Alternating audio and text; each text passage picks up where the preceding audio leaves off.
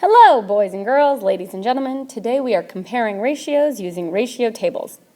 Now, ratio tables are super awesome, and there's so many things that we can do with a ratio table. And one of those things is going to be to compare two or more ratios together. So my husband is super into fly tying. So he makes a ton of different flies, and here's two examples of some flies that he makes. This one here is called a deer hair fly, and this one here is called a popper. Now let's say it takes him 1 hour to make two flies of the deer hair fly.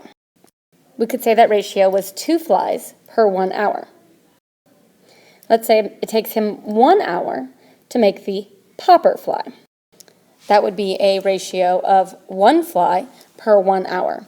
So if we were to compare for these two ratios, which one he can make more of, so which one takes less time, which one has the greater ratio of flies per hour, that's really easy because both of these ratios are compared to 1 hour. So it's very obvious to see that he can make more deer hair flies per 1 hour because we're already comparing to 1 hour. But let's face it, life is not always that nice to us. So here we have a problem that's asking us to determine which team has the greatest ratio of boys to girls. We have Team A that has 7 boys to 2 girls, Team B that has 8 boys to 4 girls, and Team C that has 9 boys to 3 girls. So here it's a little harder to tell because I'm not comparing the same number of girls for my 3 different ratios, and I'm not comparing the same number of boys. So this one I'm going to make a ratio table for. I'm going to make one ratio table for each one of my teams. So I've created my 3 ratio tables of boys to girls for Team A, Team B, and Team C. Now I need to compare these, and again, in this case, they aren't being compared to the same number of girls, so it's harder to see which one would have more boys for the same number of girls. Now I'm just going to start by looking at Team B and Team C here. When you're comparing, you need to start by looking at 2 of the things you're comparing at least. So what I notice about Team B and Team C is both of these ratios I can simplify. And I can simplify them down to just 1 girl. So I can find the unit rate of boys to 1 girl. When we talk about unit rate, that's to 1.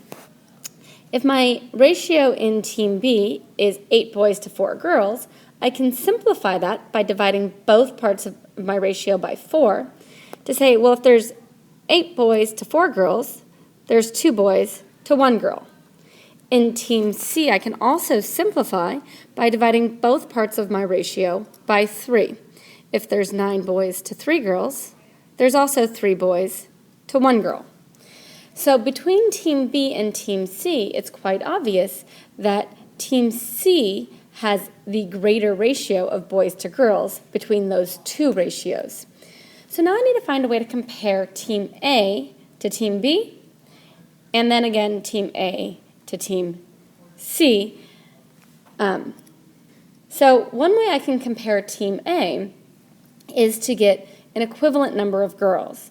Now, my ratio given is 7 boys to 2 girls, and I know that if I just add 7 more boys and add 2 more girls, then I'll be comparing my number of girls to 4 girls, and that will allow me to compare A to B. So an equivalent ratio to 7 to 2 is 14 to 4.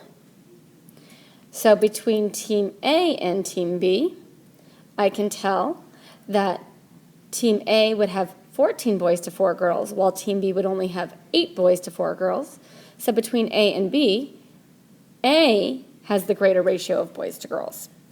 Now I need to be able to compare A to C.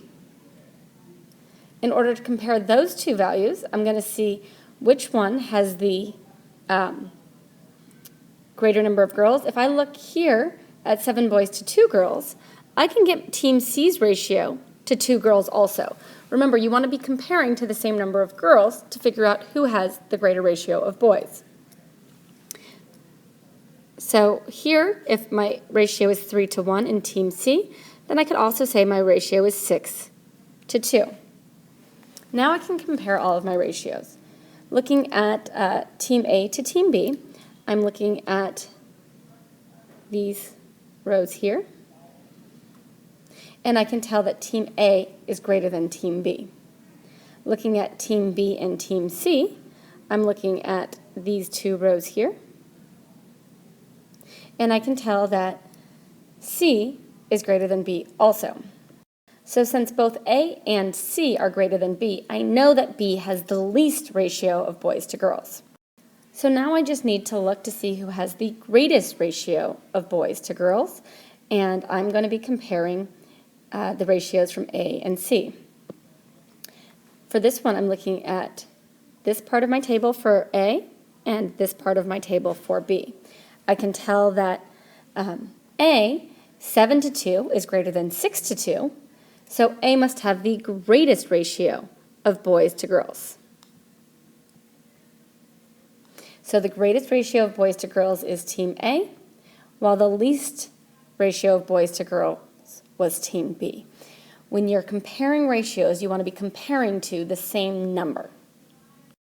Okay, I know this video was a little long. I hope it helped. I hope our class discussion helped as well. If you have any questions, please bring them to class tomorrow.